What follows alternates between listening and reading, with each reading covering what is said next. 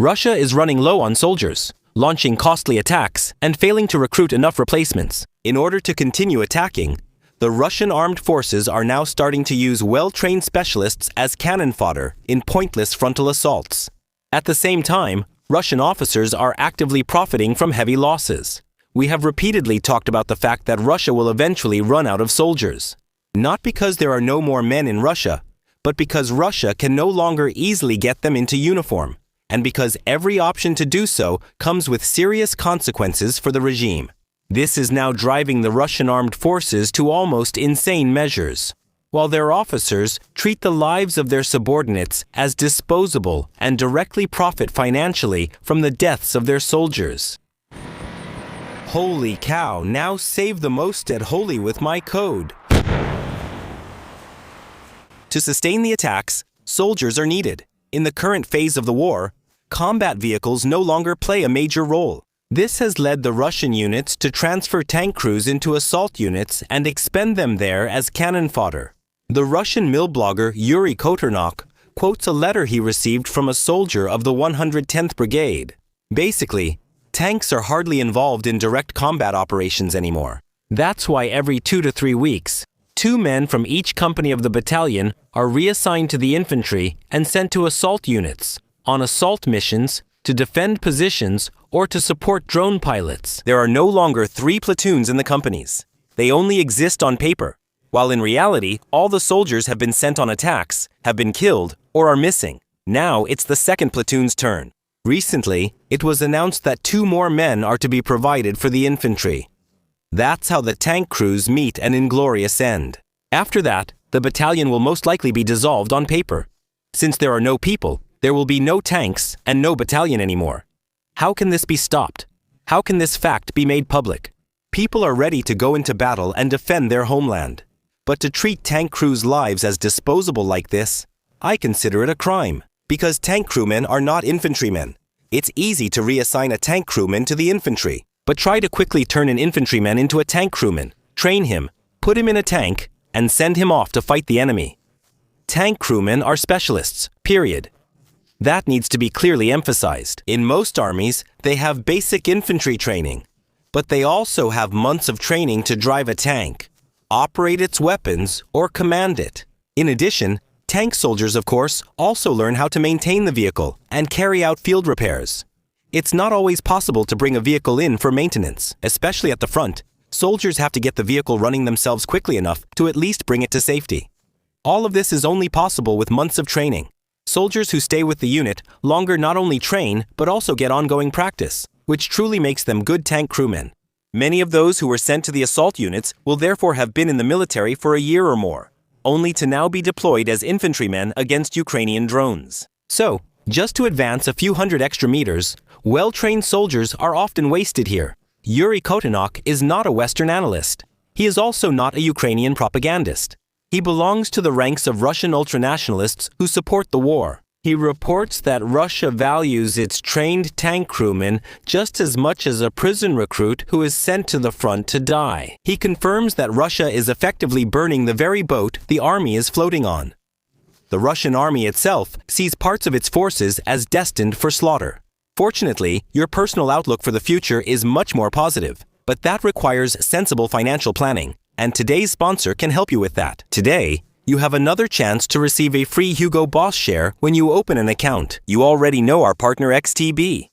Right now, you can get a free Hugo Boss share there, but only until April 30th, so act quickly. I don't know when XTB will launch a similar promotion again. So if you're considering it, now is the right time to take advantage of this offer. The process is simple. Click the link in the video description or scan the QR code. Fully open your account. Agree to the terms and conditions within 7 days of opening the account in the app, and make your first deposit. That's all it takes to secure your share. There are 2 things I like about XTB. First, the conditions. Investing up to 100,000 euros per month commission-free in over 9,000 stocks and ETFs is highly relevant, especially for people who want to invest regularly. Second, the issue of trust. XTB already supports over 2 million customers with financial matters, and especially when it comes to money, I want a provider that I feel confident about. So if you don't just want to watch anymore, but want to start letting your money work for you, then this might be exactly the right moment. Use the link in the video description or the QR code and secure your free Hugo Boss share at XTB now. It's not only tank crews being chewed up like this. Vladimir Kucharenko reports about someone who wrote to him, "I signed my contract with the firm, promised that I would only work in my field. I am an electrical engineer. I let myself be persuaded. There is a lack of people in the Russian army who are knowledgeable in this field. If the army needs us, why shouldn't I help? So I signed the contract. Since I have a university degree and there was a military department at our university, I immediately put on the lieutenant's stripes. At the regimental parade, the commanders spoke of the glorious distant past and the heroic recent past. They just failed to mention that this regiment had already been completely restaffed 3 times by 2024, except, of course, for the regimental command. This unit, in which Zuger was used, had already been completely wiped out and then reformed 3 times by 2024 alone. A sign of the horrendous Russian losses.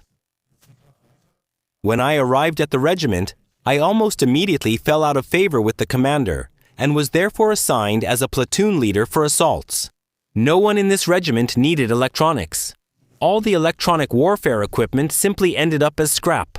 Well, so I took part in the assault. That really shook us up. During the day, my hand was broken and I bandaged it and kept fighting. In the evening, a shell hit me in the thigh. As it turned out later, the shrapnel had pierced both a vein and an artery. I applied a pressure bandage and tied them together. While I was putting on the bandage, I lost a lot of blood. I could only crawl. I crawled to the bunker, but there was no space. People were packed tightly together and everyone was wounded. They didn't leave me behind without help. They tightened the tourniquet and covered me with a thermal blanket. I spent the whole night out in the open. Drones flew by dropping things, but they didn't try to finish me off. They were probably waiting for the evacuation team, but they were disappointed. No one came to get me. An engineer who spent several years at the university and has special training that is especially needed in a war so dependent on communication and technology was immediately ordered to take part in infantry assaults. He confirms how poorly the evacuations of the wounded are going and why the Russians have such a high rate of killed to wounded, because even those who are seriously wounded often aren't evacuated quickly enough or not at all. But that's not all. As soon as dawn broke, I left the blanket in place and secured the edges with clumps of earth. Then I crawled forward on my elbows. My leg had swollen to the size of an elephant's leg, and I couldn't bend it. With breaks and pauses to catch my breath, I crawled all day. Oh, how much I wanted to live. I didn't make it. I had to spend a second night out in the open. I didn't reach my people until the next day. But were they really my people? By the uniform, yes, but not by what was inside.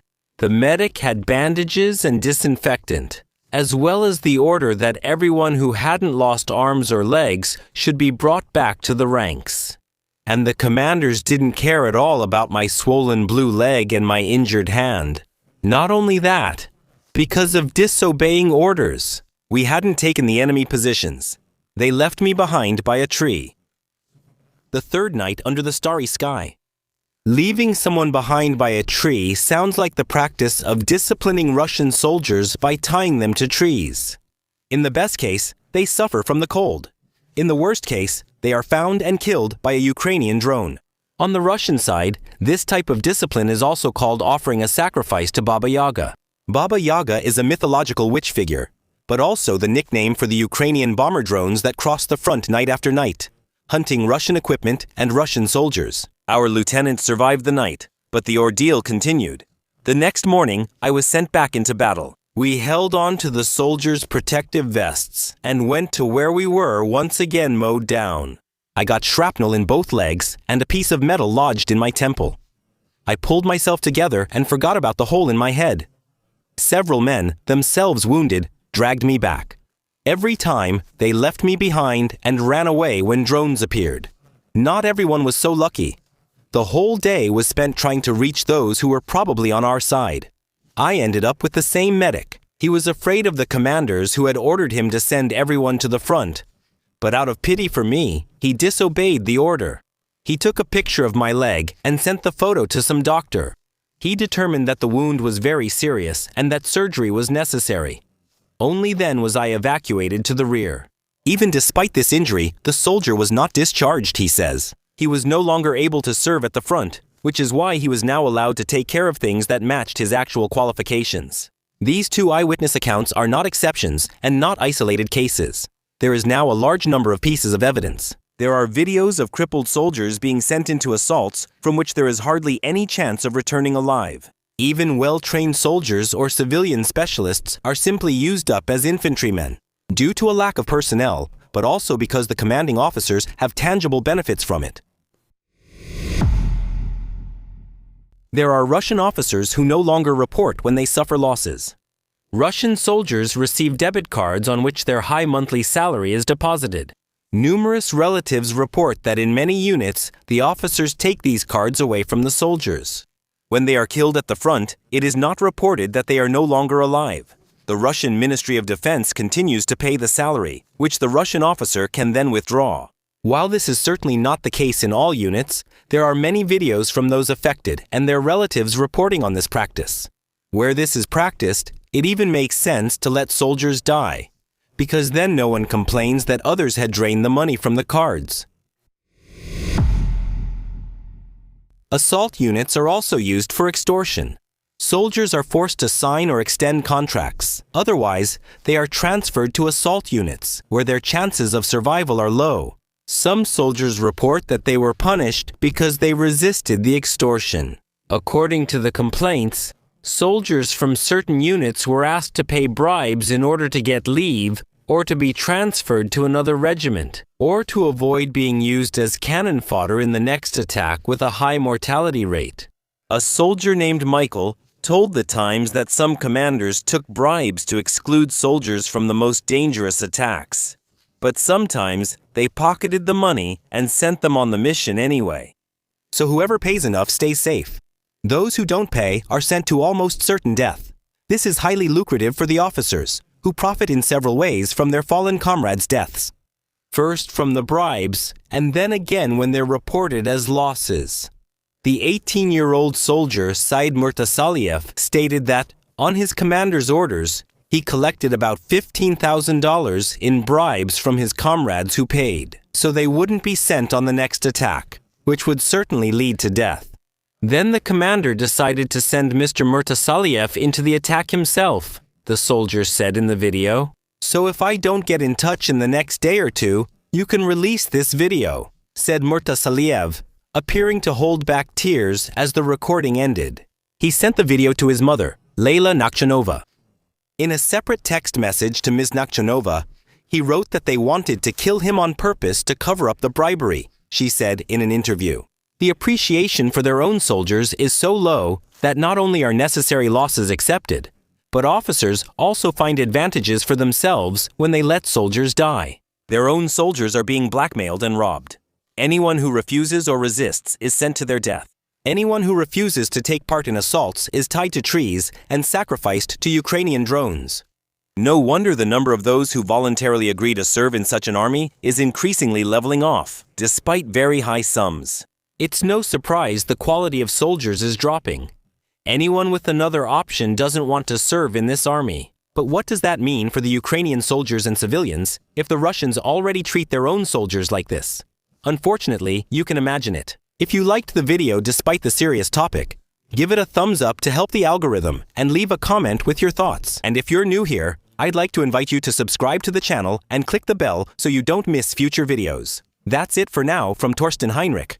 Thank you for your attention and see you soon. Thanks also to the supporters on Patreon as well as here on YouTube. I would especially like to thank Lieutenant Colonel Mahamori and the lieutenants Biertainment, Robert Veal, Lichtschadre, Anti-X, Meersman, Malermeister Nagel, Markus P., Alex Rosenthal, Mad Best, Vision Soundlab, Zick Rider, Silvio Ströver, Möter 1000 Janisgu, Sascha Müller, Cunningham, Oistress, Shadow, Jans vom Eck, Uwe die Frem, nickname 2bip, Carsten Schulz, Tequila 42.